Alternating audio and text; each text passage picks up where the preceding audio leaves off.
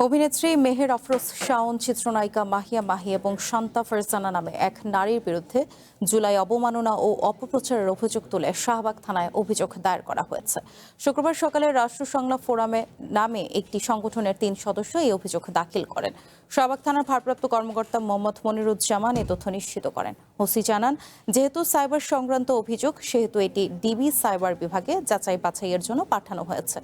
রাষ্ট্র সংলাপ ফোরামের কেন্দ্রীয় সদস্য সচিব আনুম আয়াজ ও তুহিন ফরাজি এবং কেন্দ্রীয় মুখ্য সংগঠক মোহাম্মদ শাহ আলম বাদশাহ এ আবেদন করেছেন।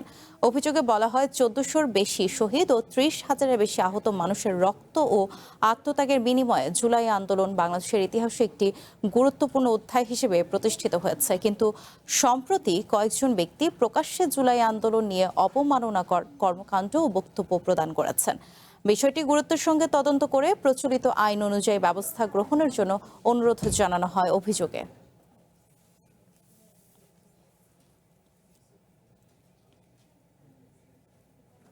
জিডি হওয়ার সাধারণ ডায়েরি হওয়ার কথা জানতে পেরেছি এবং অফিসার ইনচার্জ শাহবাগ মডেল থানার সঙ্গে কথা বলে জানতে পেরেছি যে এটা পরবর্তী তদন্তের জন্য এটা ডিবি সাইবারে পাঠানো হয়েছে। তদন্ত করছে ডিবি সাইবার টিম এবং অভিযোগ হচ্ছে যে অনলাইনের কিছু ভিডিও বা কন্টেন্টের বিষয়ে।